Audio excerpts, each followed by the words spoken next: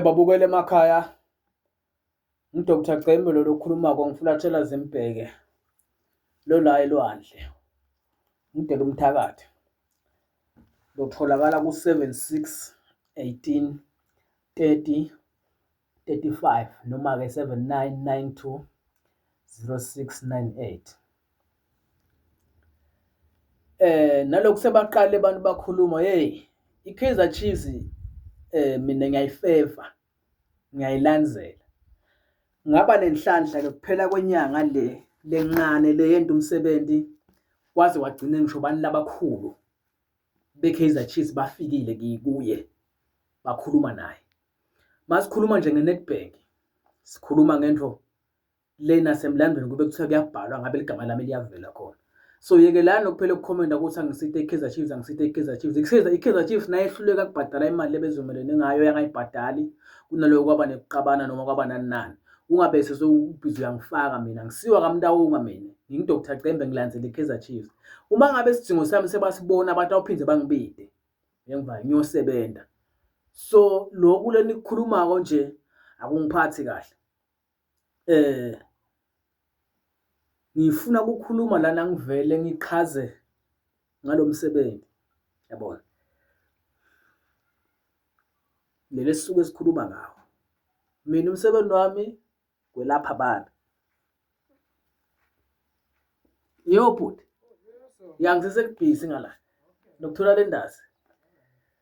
Umsebenzi wami kwelapha abantu ukuthi baphile. Umsebenzi wami kuthakatha. Umsebenzi wami kubethela. Umsebenzi wami kwakhatha igubhu. Umsebenzi wami kwakhatha iphakamiso. Umsebenzi wami kwethwalisa. Umsebenzi wami uvikela. Uyangivaka noma kushaya emaqala. Nekudlalisa ibhola ngayidlala sema-team lengiwadlaliselela ngikwanele amakhulu ayangadi. Ngisho ngabuthi abadlali bayangadi. Ngisho ngabuthi abo-coach bayangadi. Bema-team lathi. So umsebenzi wami mina ngiyabidwa. Kufanele ukuthi ungakhomenta ukuthi khona umkhiphi ngani bani ejele. Ngeke mina ngisuke ngithathe tinto tami emakhohlombe ami tinduku tami ngiyo e-prison ngiyokhipha umuntu ngingaqashwa. Cause lo msebenzi lona at the same time mina ngisebenza kufuna kwentekeni ngibhadalwe. That's why ngithi mina uma lokhu ungakubelieve lecingo lakho ngithi likuwe lisesandleni uyalibona nyalo. Inombolo yami ngiyayimemeta ukuthi ithi 76 18 30 35. Unenkinga la ekhaya awuboni sikwentekani, aniyitholi imisebenzi la ekhaya abantwana nabo nebatali, niyahlupheka la ekhaya, anathi kwasha ini kwaqisha ini. Niye emsebenzini nisebenze 2 months baniyekelise nodwa. Niyasebenza ningaholi, imisebenzi aniyitholi. Fonela mina ngiyakuhlolela noma ula khona mina ngikutshethu lana kwenteka 1 na 2 na 3 na 4. Ushadile mhlawumbe una 10 noma 20 years awukabatholi bantwana. Fonela mina ngiyakusita mina ngikunike indlela wena ukuthi uthole bantwana. Bafati bakho uyabathatha bahambe. Fonela mina ngiyakusita. Uyagana waliwe, fonela mina ngiyakusita. Umuntu wakho udliwa naye umfana wedingomo, fonela mina ngiyakusita. Ufuna indvulo etakuphakamisa uyasebenza but awuboni ukwentekani, fonela mina ngiyakusita. Hayi ukuthi ukhomente kimi uthi dokotela ngani lokhu naloku kwenteka nje awukwenti ngani. Umsebenzi wami mina ukuthi ngihlale la endumbeni kungena ikholi yemvulo engamadi satani ukuthi mina ngimside. Uyangiva mos. So lo ngathi ngiqala ngekukhuluma kanje namuhla kahle kahle ngifuna ukukhuluma nesibambelelo nesibethelo selikhaya bese ngikhuluma ngento yemali. Hambani. Bese ngikupha indvuku yemali. Indvuku yemali ke ihlukene. Khona ukuthi wena usebenza ku-business lencane ufuna but indvuku yemali. Khona ukuthi wena unema-truck, khona ukuthi wena unemabhasi, khona ukuthi wena unemathenda but sekuyavaleka. Kunesigaba sakhona. Khona ukuthi uyafuya tinkomo ekhaya tiyafa noma tiyalahleka. Kunesibethelo sakhona. Khona ukuthi likhaya uyazama kwakha. Uthi ufoloma titini ukhanze ebusuku titini ekuseni tifile la ebaleni. Tibulawa yini? Awathi ukuthi awucabanga inkomo kanti silwane lesahlanyela ukuthi wena kube betela uqhubekela khona kushami. Kube betela uqhubekela khona. So dokotela umsebenzi wakhe ulungisa leyo nkinga leyo. So ufanele ukuthi umuntu akwazi akufunako. Bese sengibuya kunabo abantu abakhomentayo. basidokotela angikuthole efonini.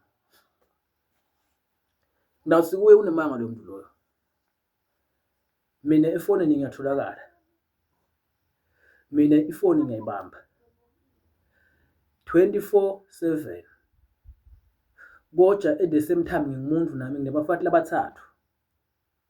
Ngilankosi wekucala, ngilasikhonzo wesibili, ngilahlabathi wekugcina. Labantu labo isikhathi sami bayasidinga.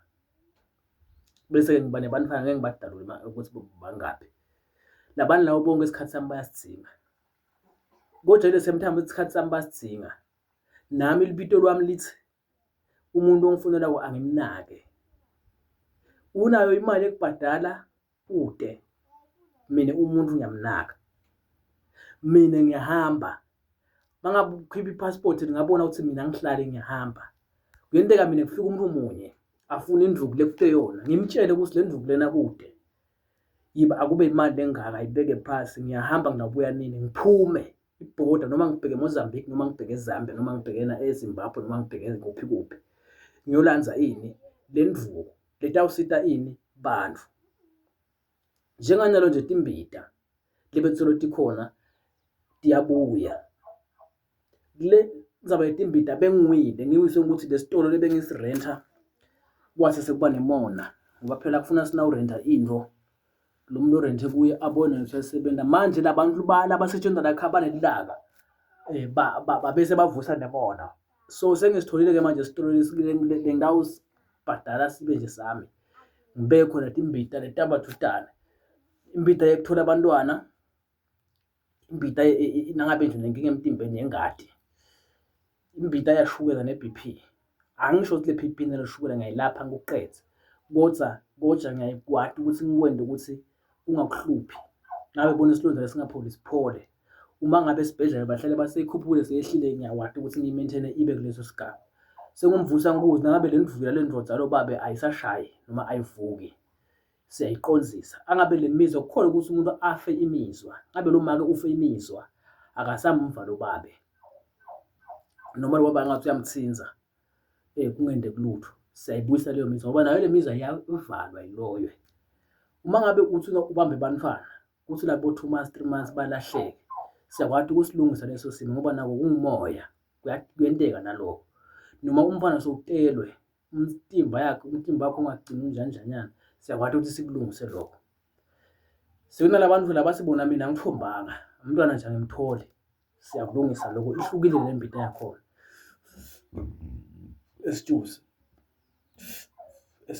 So umqondo ukuthi babukeli usukumele impilo yakho. Angikuforce ukuthi yita kudokotela ngoba yena show ukuthi umuntu lo yakuye. Ngilothi na ukhuluma noma umbona nje mhlawumbe umbona ku internet noma umbona kuphi le nhliziyo yakho ivume ukuthi lo muntu uclean lo angangithinza. Futhi uyabonakala uyaphila. Ngeke ngithi kusasa mangabe kunento kahle sengiyamfuna kuthiwe wathutha la akasekho. Ngiloko babukela emakhaya. Inombolo yami ting 2.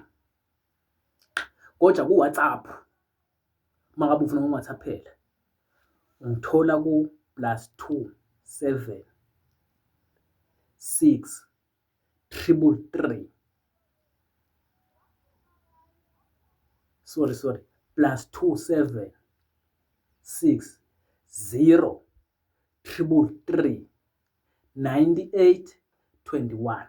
WhatsApp number lo +2 7 6 0 333 98 21. Ngiyaphinza kweqini +2 7 6 0 333 98 21. 79 uthi 79920698. Le video ibukele ufike ekugcineni bese uyayishare phinde futhi ucommente ufollowe naleli page la Dr. Cembe kumbe ku Facebook kumbe ku TikTok la kumbe ku YouTube ufollowe ukuze nakusasa nangabe mhlambe sowuqakile ngoba kusho ukuthi usubuka le video lamuhla uvela uqakeke namuhla utawuqakeka noma lo mnyalo otawo bese uyakhumbula ukuthi umuntu wakhuluma 1 na 2 na 3 na 4 ngunangu and trust me wanyathela la kade lomthakathi ngeke uze uhlale ujike ungasitakali. Siyathokoza bogogo.